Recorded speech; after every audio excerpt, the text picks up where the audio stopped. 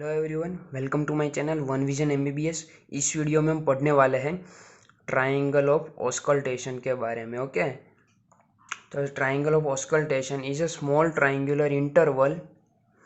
It is only part of back which is not covered by big muscle. Okay, मतलब कि back का यही एक पार्ट है जो बिग मसल के द्वारा, मतलब कि ट्रेपेजियस है, लेटिसमस डोर्सी है, उन बड़े बड़े मसलों के द्वारा कवर्ड नहीं है। ओके, तो चलिए पहले हम देख लेते हैं डायग्राम में कि ट्राइंगल ऑफ ऑस्कल्टेशन कहाँ पे है। ओके, देखिए ये जो हमारा ट्राइंगुलर एरिया है ना, ये है हमारा ट्राइंगल ऑफ ऑस्कल्टेशन। ओके, तो अब देखते हैं उसकी बाउंड्रीज। तो देखिए इस साइड है हमारी मीडियल साइड, ये है हमारी लेटरल साइड। चलिए लिख देता हूँ मैं यहाँ पे,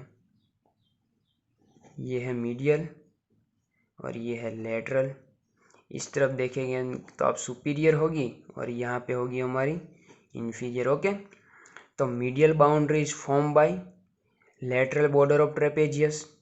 okay, lateral boundary is form by medial border of scapula. And apex कहाँ से फॉर्म होता है? एपेक्स फॉर्म होता है स्केप्यूला की मीडियल बॉर्डर, और जो ट्रेपेजियस की लेटरल बॉर्डर है जहाँ पे मिलती है वहाँ पे एपेक्स का फॉर्मेशन होता है। और जो बेस या फिर आप कह सकते हैं inferior boundary form by upper border of the latissimus dorsi muscle. Okay, तो ये हो गया उसकी बाउंड्रीज के बारे में। चलिए यहाँ पे देख लेते हैं।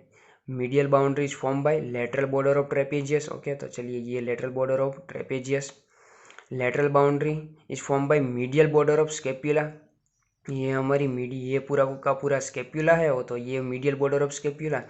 And the inferior boundary is form by the upper border of the latissimus dorsi. तो ये इंफीरियर साइड की जो ये बेज वाला पार्ट, मतलब कि inferior boundaries form by the upper border of latissimus dorsi. ये हो गया उसकी बाउंड्रीज के बारे में।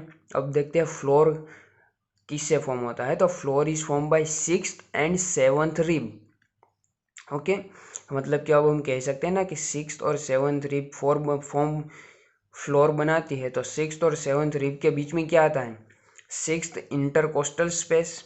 और यही 6th इंटरकोस्टल स्पेस में क्या होता है? हमारा रोम्बोइड मेजर। तो आप कह सकते हैं कि जो ये ट्राइंगल ऑफ ऑस्कल्टेशन अगर हम देखें पीछे से, तो हमें यहाँ पे कौन सा मसल दिखेगा? रोम्बोइड मेजर मसल दिखेगा। ओके, ये हो गया उसका फ्लोर के बारे में।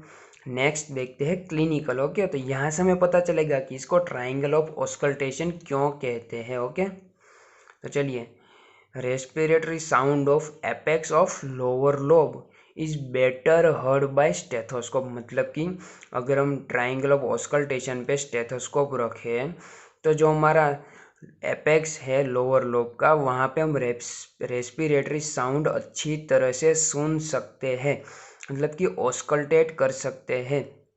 इसलिए इस ट्राइंगल को क्या कहते हैं? Triangle of auscultation. Okay, in left side, मतलब कि हमारी लेफ्ट साइड के ट्राइंगल ऑफ ऑस्कल्टेशन की बात करें तो cardiac orifice of stomach present. मतलब कि लेफ्ट साइड पे जो हमारा ट्राइंगल ऑफ ऑस्कल्टेशन है उसके अगर हम नीचे की ओर जाए, डीप की ओर जाए, मतलब कि ऐसे कहे तो हम पीछे से देखें तो आगे की ओर जाए तो हमें क्या मिलेगा?